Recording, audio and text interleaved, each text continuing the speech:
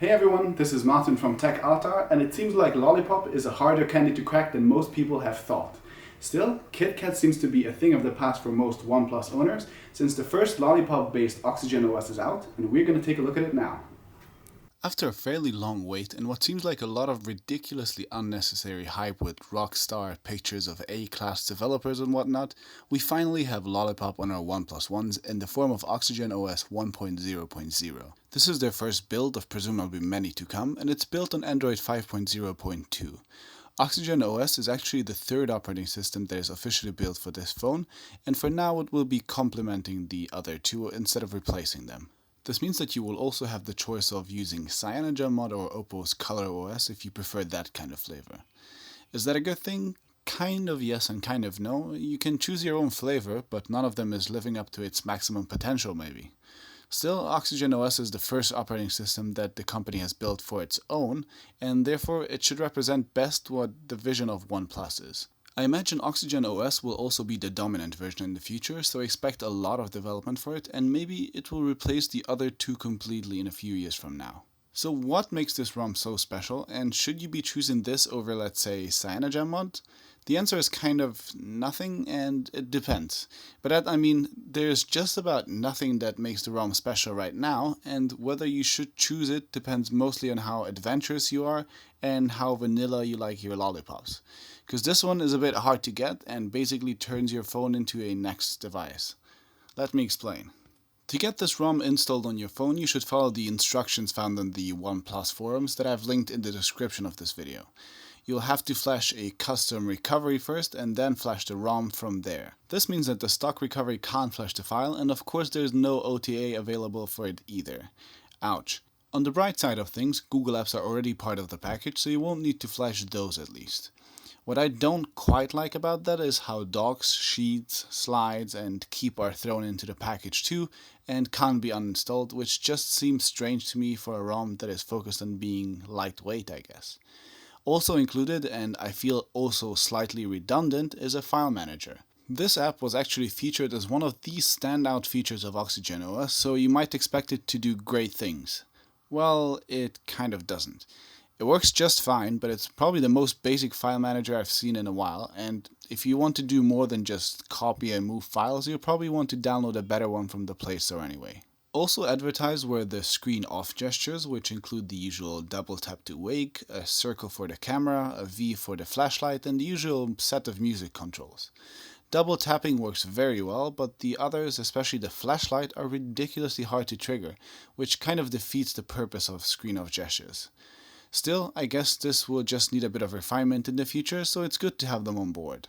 OnePlus also calls OxygenOS a customizable one, which, I quote, allows you to make your phone distinctly yours. What's that crazy customizability, you ask? You can set your lock screen wallpapers to be different from your home screen ones, and you can turn your software keys on and off. Yeah. While these are cool features indeed, I really feel like OnePlus might be the only company I know who would dare to call something as basic as this customizability. Especially moving over from CyanogenMod with its powerful theme engine and whatnot, OxygenOS seems like a huge step away from that. Regardless, similarly to what you find on other custom ROMs, you can also rearrange your quick settings here, which is pretty neat. And that's about it as far as features and optimizations go, and as I've hinted in the beginning, that's really bare bones. One area that in my eyes puts OxygenOS on basically the same level as custom ROMs right now is the camera performance. Just like any custom ROM, this too basically just slaps the Google Camera app on the phone with seemingly little to no optimization at all. For comparison's sake, I took a few pictures with the ColorOS camera app of my Oppo Find 7 and my OnePlus One running the OxygenOS, which both have the exact same camera hardware. It should be clear to see that OxygenOS results in comparably dull and lifeless pictures. While detail is preserved pretty well, especially low-light photos just look plain boring. Bummer. Especially with most of the paranoid Android team on board, many people were hoping for things like hover or peak to make their ways to this build too, but they haven't. What's left is a ROM that is more stock than both paranoid Android and CyanogenMod, which, to be honest, isn't bad by itself, as stock Lollipop Android is both functional and pretty. OxygenOS actually performs really well from what I can tell, with basically no lag, and provides the overall snappy experience you would expect from a stock Android build.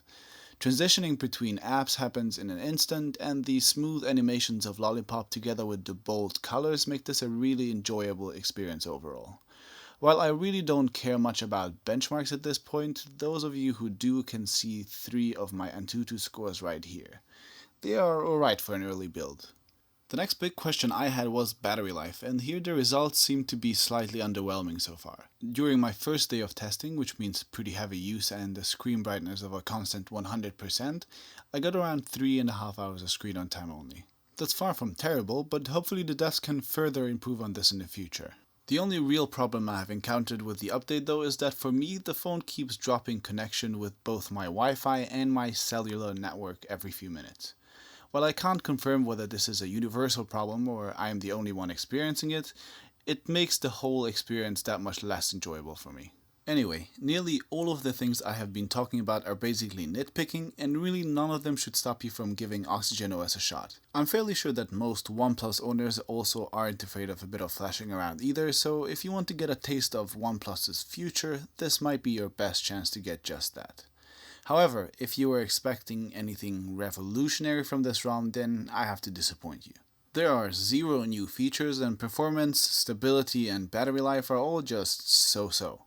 Actually, all of that is fine for a first release, and I'm sure the developers will turn OxygenOS into something great later on, but I just find it terribly annoying how OnePlus is again trying to sell you something incredibly basic and make you believe that it's somehow magical. I'd be happy if they left that for, a fruit company. I hope you guys enjoyed this video. If you did, give it a thumbs up, subscribe to my YouTube channel, my Facebook, and my Google Plus for more awesome content like this. And if you thought it was terrible, definitely give it a thumbs down, make me cry, and I'll see you in the next one.